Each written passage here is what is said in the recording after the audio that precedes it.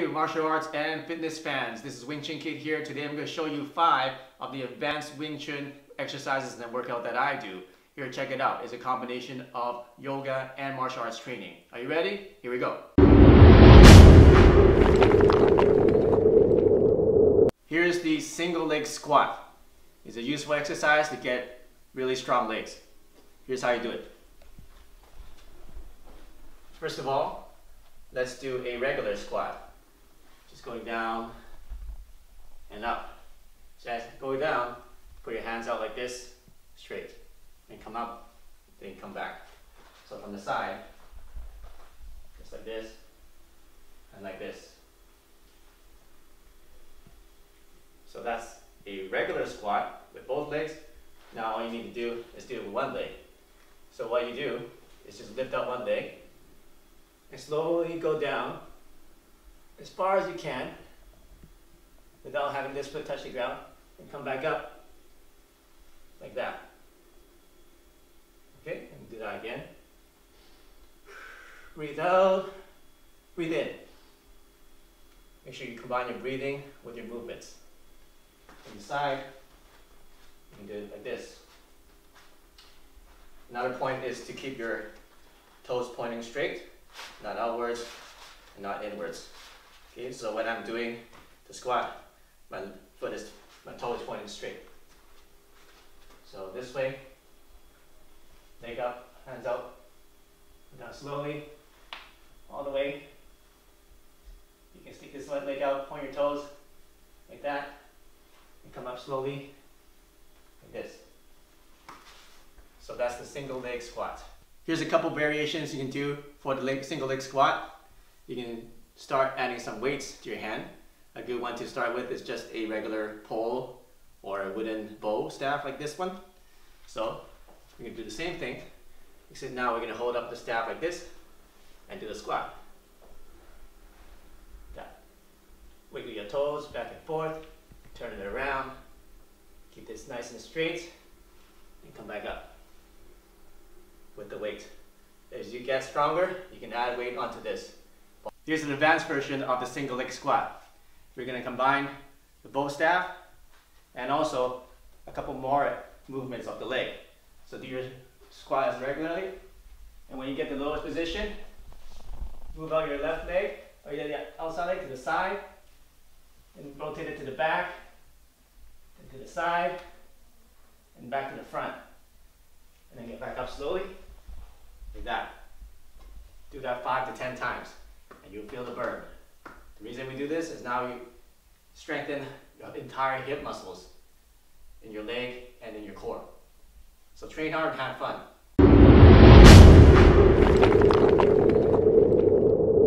The side plank. A lot of people do it with just the hands, which is great, but we're going to do it with our knuckles. This is really good for Jeet Kune Do training when they do their straight lead. Now you can use the side plank to solidify and strengthen your straight lead. We can do it on the ground. So how you do it, just start kneeling on the ground, put your fist down in the vertical position, stretch out your legs, the left one, and then put your right one underneath it. Now once you got this position, try to keep your body straight. Don't hang it like this, don't bend it like this, keep it nice and straight. Try to imagine a straight line going from your top of your head to your toe. Then stick out this arm, raise it up as high as you can, and make a nice stretch from the fingertips down to your knuckles. You can do it holding a knuckle, or you can do it opening your hand, or like this. And try to feel it go straight across your back, like that. So that's a side knuckle plank, and train that and you get a stronger punch. A couple variations you can do is change the angle of your fist here. So we did the vertical one like this, but we can also change it to be horizontal like this. So try it out, and you can start training some other positions. So this is a horizontal punch, and you can do the same thing like this. So instead of doing it this way, you do it this way, horizontal. So put your fist horizontal like this, and then do it horizontal like this. If it's getting too easy for you, you can start adding weights, small weights to start with, and start doing it like this.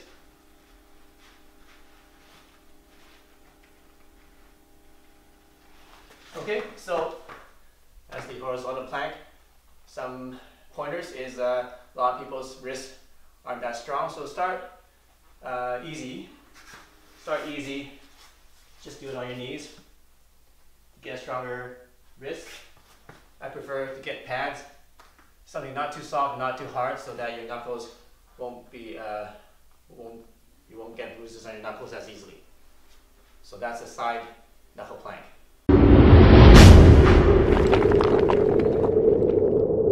Knuckle handstands. Here's how you do them. A lot of people do handstands with their hand, and this is great. But if you want to train your wrist and train your knuckles for toughness, knuckle handstands is the way to go. You'll also get stronger shoulders and stronger back. Alright, here's how you do it. So start with the wall to help you out, like this. And put your knuckles about shoulder width apart. And then you can angle them in a little bit so it's easier to have the structure. Or just find the angle that you want, that you feel the strongest.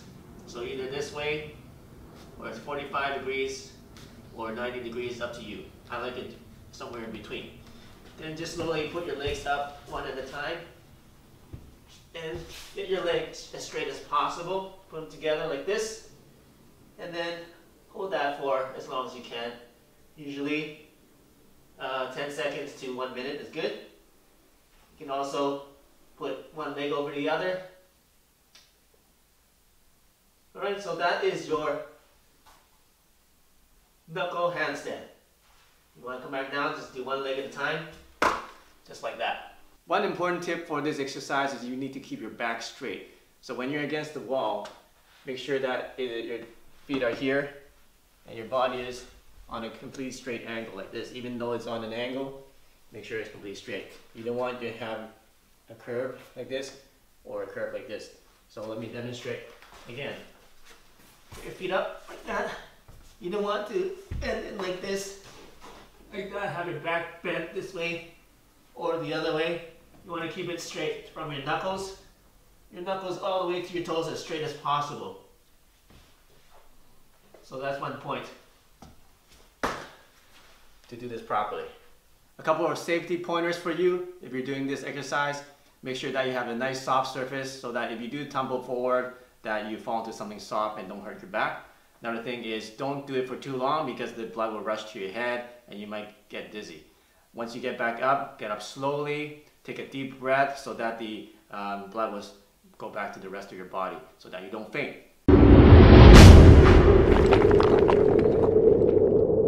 We're going to show you how to do the knuckle crow. Now you see a lot of people doing the crow. It's a yoga pose with their hands like this, which is great. But can you do it with your knuckles? Now here's how you do it. The easier way to train this, if you haven't done this before, is to get a block like this. If you don't have something like this, get a telephone book or just some towels is fine too. So you can start doing this. Before you do knuckles, obviously do the hand ones, but once you do the hand one, you're going to graduate and do our knuckles. Easier way to do it is to have your thumb here to help balance a little bit more, a little bit easier. So from here, you're just going to put our elbows behind our knee, like this, on the inside of our legs. And then we're going to just rock forward, and then put our head there so you get a nice balance and you're not scared of rolling over. Now once you get balanced, now just rock back a little bit, then you can get your head off the block, like that. Once you get good at that, then you don't need the block. See, my head is off the block now, right? Okay, so once you get good at that, do it without the block. You might want to put some padding here just in case you fall forward, doesn't hit your head on concrete or a hard floor. This is a little bit softer, so it's okay. So what you can do is start this about shoulder width. Find the nice position, not too wide, not too narrow. Find the strongest position you can find, and then do it like that. And what you can do is adjust your knuckles back and forth to get that balance. Now once you get better, we're not going to use the thumbs anymore. We're just going to use our knuckles to get the balance. Now this is harder, but once you get the balance well, then you can do it like this. Okay, so that is the knuckle crow. The way I train this is to hold the position for 30 seconds to a minute. Now, what you might want to do is if you can't balance for that long, that's okay. Just do your best. If you're off balance, just adjust back and try to hold the position again. And if you're off balance, just go back to that balance position. Eventually your wrist will get stronger and your balance will get better. So this exercise is very good for training the wrist power and training the strength of your muscles and your hands. And also trains you to have the nice structure of your elbow, trains you to have the right angle of your forearm so that you get the most power, trains everything to solidify your structure to increase your punching power. Here's a super advanced version for you that are insane and want to do something crazy. Start training your fingertips to do the crow position. So we're not doing just knuckle crow, we're doing fingertip crow. How I do it, put your fingers in position, find the strongest position you can feel, and then do the crow position.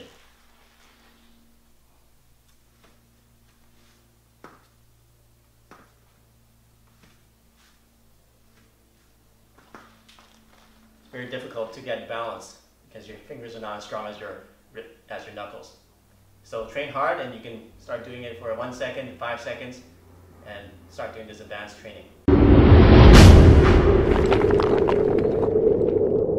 Now we're going to do the single knuckle push-up. This is an exercise you can do once you get good at doing a lot of push-ups. I say at least 50 push-ups without stopping. Then you can start doing single hand push-ups with just your knuckles. Here's how you do them. Get into a regular push-up position and then expand your legs a little bit wider like that. And then get nice and comfortable, feel a nice strong position. Now put one hand behind your back and then go down on one, like that. And make sure you do good breathing while you're doing the exercise to get more strength and to have proper technique. Hey, thanks for watching my martial arts training and workout fitness videos. I hope you enjoyed them and use them to get stronger. If you like this video, make sure you check out my other videos that I have on my channel, and make sure you click the subscribe button right here to get the latest and best training and workout and self-defense training lesson videos that I have. So I'll see you soon in the next video.